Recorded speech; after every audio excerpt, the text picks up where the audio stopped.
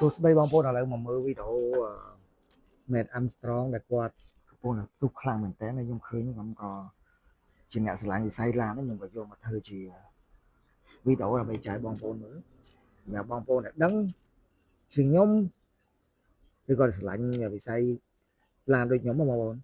បើសិនជាដឹងពីព័ត៌មានឡានហ្នឹងធ្វើដល់ណាឬក៏យ៉ាងម៉េចអាចតម្លាក់ក្នុងខមមិនបានវីដេអូនេះគឺជាវីដេអូដែលថាម្ចាស់ឡានដែលគាត់តាក់ទងនៅខាងមេតអាំស្រងដើម្បីមកជួយគាត់ដើម្បីធ្វើ Bugatti Chiron តែ Bugatti Chiron គាត់បានដេញថ្លៃមកទាំងមានបញ្ហាបុកប៉ះចឹងប្រហែលជាតម្លៃ2លានដោយសារម្ចាស់ឡានគាត់ជាសេដ្ឋីហើយគាត់ស្ដាយឡានហ្នឹងផងទី1ទី2គាត់ចង់យកឡានហ្នឹងយកមកធ្វើជាវីដេអូ content បងប្អូននេះជាសកម្មភាពដែលពួកគាត់បានបើកឡានដើម្បីទៅយក Bugatti Chiron តែបើកតាមផ្លូវហ្នឹង Ferrari ដែលមេតអាំស្រងជាងក៏មានបញ្ហាប៉ះពាល់ជាមួយនឹងឡានផ្សេងទៀតហើយពួកគាត់ក៏ដោះស្រាយដើម្បីឲ្យខាងភាគីនោះសងតែបើតាមព័ត៌មានដូចជាឲ្យសងតិចតួចទេហើយគាត់ក៏ទុកឡាន Ferrari នឹងចោលក៏យកឡានមួយគ្រឿងទៀតដើម្បីបើកបន្តទៅដើម្បីទៅយក Bugatti Chiron នឹងយកធ្វើតើបងប្អូនដឹងពីព័ត៌មានឡានហ្នឹងតើបើសិនជា Bugatti គាត់អត់លក់គ្រឿងឲ្យគាត់អត់ផ្ដល់ជាព័ត៌មានឲ្យតើមេតអាំស្រងនិងម្ចាស់ឡានដែលគាត់ដេញថ្លៃថ្មីនេះតើគាត់អាចធ្វើ Bugatti Chiron នេះបានឬក៏អត់តែ Bugatti Chiron នេះគឺជាប្រភេទឡាន Hypercar មួយដែលផលិតមានកំណត់ហើយសម្រាប់គ្រឿងបង្គំឬក៏គ្រឿងអីផ្សេងទៀតគឺមានតម្លៃថ្លៃមែនទែនគ្រឿងខ្លះស្ទើរថាបើសិនជាយើងទាយណាបើសិនយើងស្មានមានលុយក៏មិនប្រកាសទិញបានតែលើសារតែខាង Bugatti គេអត់លក់គ្រឿងឲ្យទេដែលគេតម្រូវឲ្យយកឡានទៅខាងក្រុមហ៊ុន Bugatti ដើម្បីធ្វើតែម្ចាស់ឡានតាមព័ត៌មានដឹងគាត់ថាគាត់អត់ចង់យកទៅធ្វើនៅខាង Bugatti ទេទី1តម្លៃថ្លៃទី2ពេលវេលាជាងកាលអាចនឹងកន្លះឆ្នាំឬក៏មួយឆ្នាំធ្វើមិនរួចក៏ថាបាន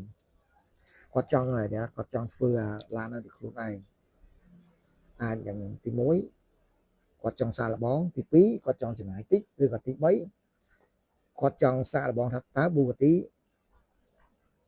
ពួកគាត់ទាំងពីរហ្នឹងតើអាចសហការនេះធ្វើបានអត់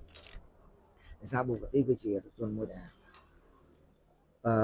មិនងាយនឹងមិនមានអ្នកណាគេដែលសូវហ៊ានធ្វើទេឥឡូវ Matt Armstrong គាត់កំពុងតែធ្វើហើយឥឡូវចាំមើលវីដេអូតទាំងអស់គ្នាមើលតាចុងក្រោយតើគាត់ធ្វើបានអត់ព្រោះ Matt Armstrong គាត់មានដាក់ដៃគូមិត្តភក្តិនិងគ្រួសារគាត់ជួយក្នុងការធ្វើឡាន Bugatti Chiron នេះបងប្អូនហើយចាំមើលតាពេលដែលគាត់ check មើលថា Bugatti Chiron នេះខូចអីខ្លះ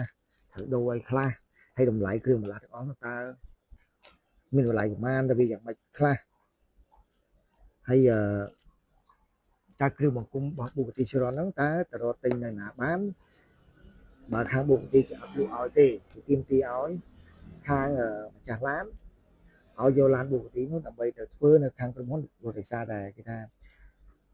Bugatti Chiron ត្រូវប្រើជាងនិងបច្ចេកទេសតាមស្តង់ដារដើម្បីធ្វើទាំងប្រព័ន្ធភ្លើងទាំងការបំបីតួឡានជាពីរត្រូវប្រើគ្រឿងដែលមានបច្ចេកទេសខ្ពស់មែនទែនអញ្ចឹងមេតអាំស្រងជាមួយនឹងម្ចាស់ឡានគាត់អត់ចង់យកទៅខាង Bugatti ទេគាត់ចង់ធ្វើទៅខ្លួនឯងអញ្ចឹងចាំមើលវីដេអូបន្តពេលដែលគាត់បំបីឡានបំបីគ្រឿងគាត់នឹងឆែកមើលគ្រឿងអីដែលត្រូវខូចខ្លះតើគាត់រកគ្រឿងមកពីណាបានយើងទីទាំងអស់គ្នាសួស្តីពុកម៉ែបងប្អូនជាទីស្រឡាញ់អស់គ្នាឥឡូវវីដេអូខ្លីៗបានបញ្ចប់ហើយឥឡូវខ្ញុំសូមណែនាំពីគ្រឿងបន្លាស់រថយន្តដែលខាងឃ្លាំងយើងខ្ញុំមានបងប្អូនសម្រាប់បងប្អូនដែលជិះឡានទំនើបគ្រប់ប្រភេទដូចជា Range Rover Audi Dash Toyota ក៏ឬក៏ Lexus បងប្អូនត្រូវការទិញឬកម្មង់គ្រឿងបន្លាស់រថយន្តបងប្អូនអាចមករកនៅមករាសម្បត្តិគ្រឿងបន្លាស់រថយន្តបានដែលមានទីតាំងនៅម្ដុំទូកកបងប្អូនខ្ញុំនឹងតម្លាក់ Telegram និង page នៅក្នុងវីដេអូមួយនេះអញ្ចឹងសូមអរគុណសម្រាប់បងប្អូនដែលទស្សនាវីដេអូនេះកុំភ្លេចពេលណាដែលបងប្អូនចង់កម្មង់គ្រឿងឡានឬក៏ចង់ទិញគ្រឿងបន្លាស់រថយន្តបងប្អូនអាចឆាតមកខ្ញុំឥឡូវបានបាយបាយ